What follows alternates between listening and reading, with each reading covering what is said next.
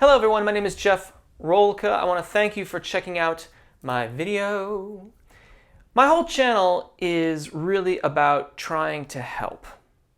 About helping people make sustainable uses of their voices and learn about things like that.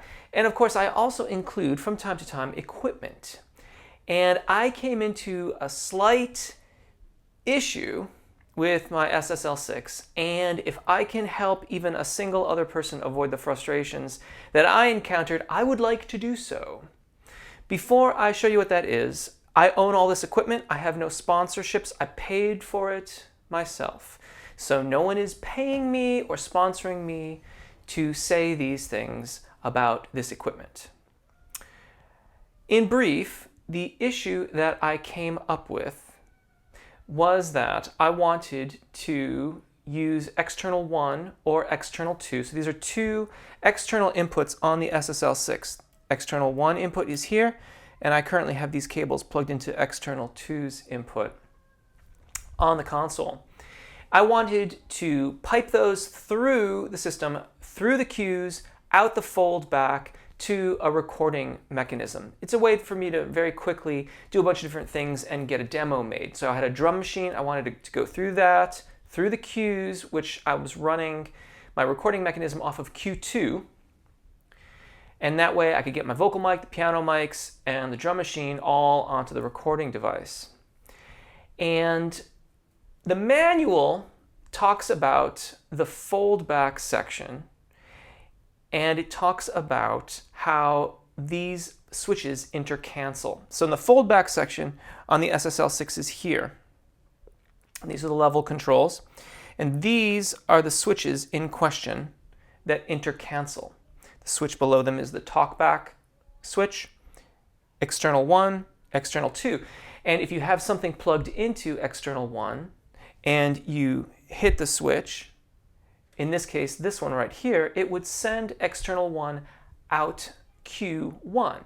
This is very useful if you have perhaps an artist in a booth and you want to play something for them off of your phone.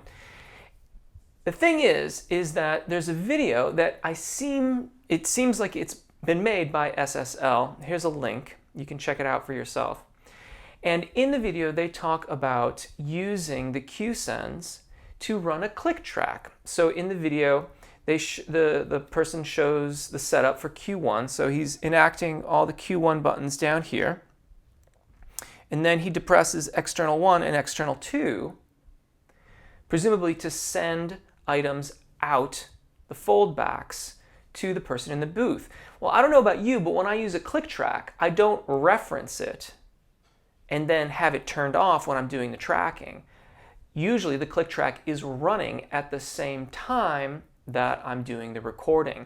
And so I wrongfully assumed that I had misunderstood the manual, that in fact you could run an external source through external 1 or external 2 and send it out the queues. And you cannot do that.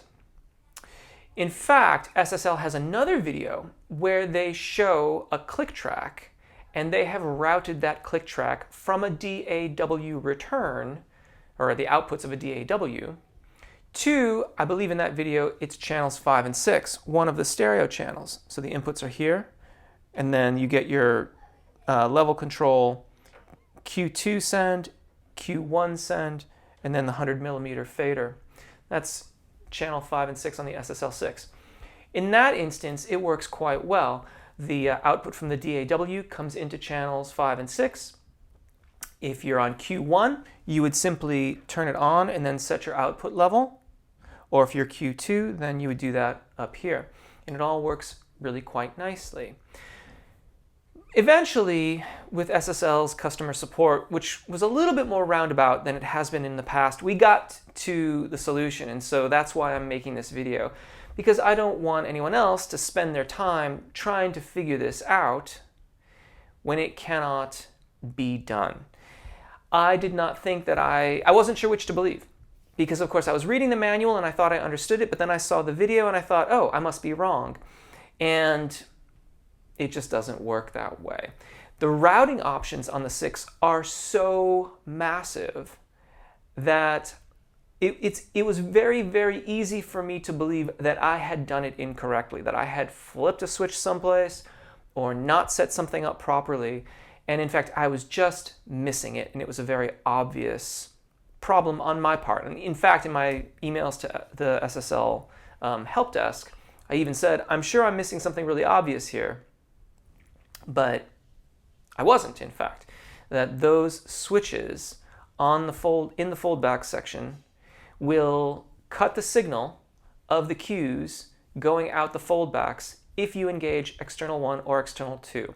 So if you've got an artist in the booth and they're quite happy monitoring off of Q2, for example, up here, Q2, and that would be over here, and then you flip either external 1 or external 2, their sound will no longer pass out the foldbacks. External 1 or external 2 will then go out the foldbacks, and then you have to unlatch those switches in order for them to be able to hear themselves through the cues once again.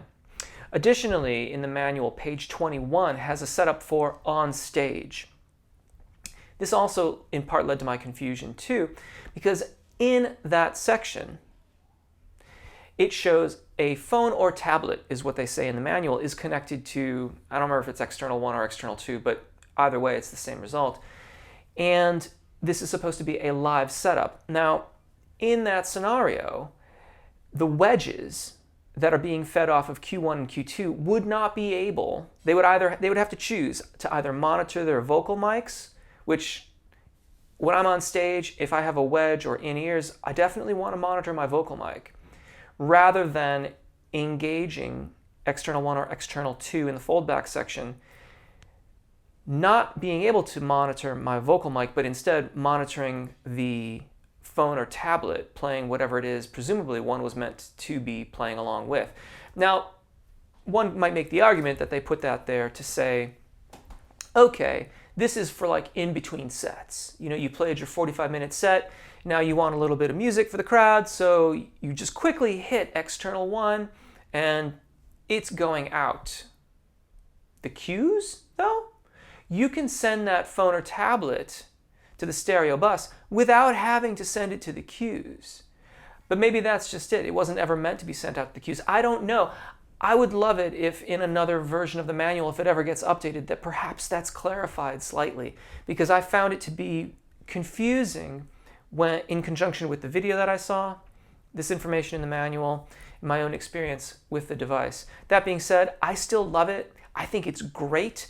Once I abandoned the idea of going out the queue, it took me just a few moments to think of a different way of doing the routing, so I quite happily had my signal flow the way I wanted. I didn't really have to change my setup all that much on the SiX. I did need to get a different cable, but it was simply a matter of getting it out of my cable box that every audio engineer has and plugging it all in, and it works like a dream.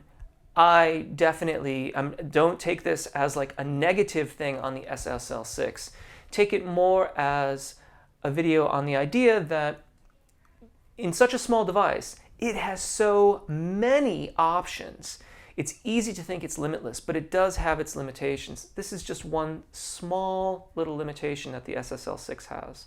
I do hope this helps. If you've come up against this problem, I would love to hear about your story. I would love to hear how you routed around the issue in order to be able to track, record, in some way, do your mix, whatever it was you were doing with the SSL SiX at that time that you needed to figure out that rerouting. Thank you so much for watching. My name is Jeff. Take really good care of your gear, and your gear will take really good care of you. And hopefully we'll see you again. Bye.